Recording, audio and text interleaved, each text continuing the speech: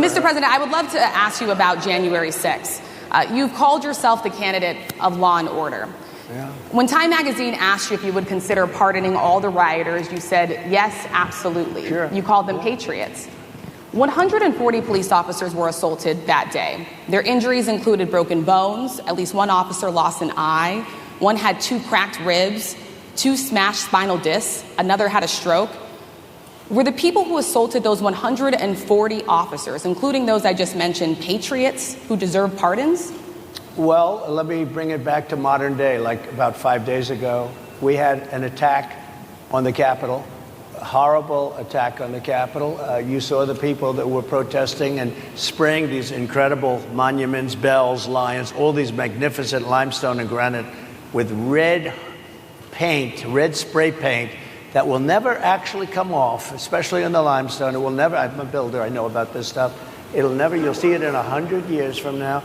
They viciously attacked our government. They fought with police. They fought with them much more openly than I saw on January 6th. What's going to happen to those people? What's going to happen to the people in Portland that destroyed that city? But sir, my question is on those. What's going to happen to the people that tried to burn rioters who assaulted officers. You have to would you pardon what's those going to people? happen? Oh, absolutely, I would. You would pardon those? If they're innocent, I would pardon them. They've been convicted. And by the way, the Supreme Court just well, they were convicted by a very tough system.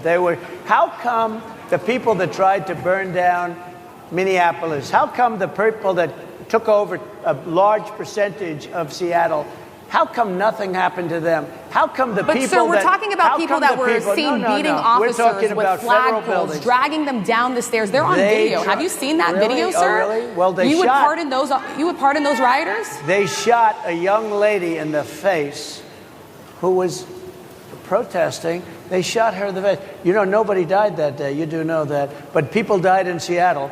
Nobody died, but people died in Minneapolis. You know, people died in Minneapolis. And nothing happens, and nobody ever talks, and nothing happens to those people. But you went after the J6 people with a vengeance. And I'll tell you what about the cops that were, and I'm all for the police, as you know, but what about the police that are ushering everybody into the Capitol? Go in, go in, go in. What about that? Look, nothing is perfect in life. But you have people from Minneapolis, you have people just from 5 days ago in Washington, D.C. They were having fistfights and fighting with the police.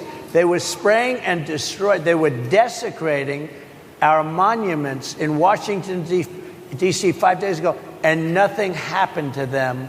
And you can't have two systems of justice. That's why they went after me as a political opponent, because they felt they couldn't win without doing that. And we're going to win our cases, and we're going to be vindicated. But I have to spend a lot of time on that, and money. That's what they want. After the election, they won't care. Although in my case, I think they probably will, because the hatred is pretty deep. But I'll tell you, they went after me as a political opponent. That's never happened in our country before, and it sets a terrible, terrible precedent.